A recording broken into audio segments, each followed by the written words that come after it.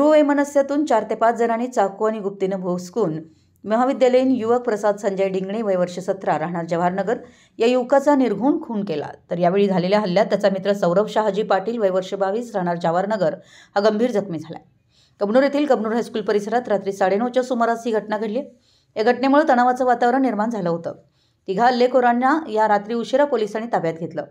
जवाहरनगर इथं राहणारा प्रसाद संजय डिंगणे हा कबनूर हायस्कूल येथे स्नेहसंमेलन पाहण्यासाठी गेला होता। या जवाहरनगर भागातील 4 ते 5 हल्लेखोरांनी शाळेबाहेर बोलवून मारहाण करण्यास सुरुवात केली। याची माहिती कळताच प्रसादचे दोघे मित्र धावून आले। यावेळी 4 ते 5 हल्लेखोरांनी चाकूने प्रसादवर वार केले। यात बरगडीत गुप्तीसारख्या हत्याराचा घाव वर्मी बसल्यानं प्रसाद जागीच कोसळला, तर सौरभ शहाजी पाटील याच्या हातावर, कमरेवर तसेच पाठीवरही चाकूने वार करण्यात आले। त्यात तो जखमी झाला। ही घटना घडताच शाळेतील स्नेहसंमेलन तातडीनं थांबवण्यात आलं।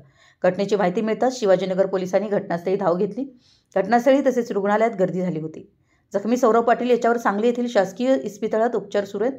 पोलीस उपाधीक्षक समीरसिंग साळवे, पोलीस निरीक्षक सचिन पाटील यांनी रुग्णालयास भेट दिली। संशयित अल्पवयीन असल्याचा पोलिसांचा अंदाज आहे। प्रसाद हा 11वी इयत्तेत शिकत होता। तो एकुलता एक होता। शिवाजीनगर पोलिसात रात्री उशिरापर्यंत या घटनेची नोंद करण्याचं काम सुरू होतं। 2 दिवसात 2 खून। कौटुंबिक वादातून जावयाने सासऱ्याचा दगडाने व फरशीने ठेचून खून केल्याची घटना बुधवारी रात्री घडली होती। त्यानंतर ही खुनाची दुसरी घटना घडली। 2 दिवसात झालेल्या या घटनांमुळे शहरात खळबळ उडाली आहे।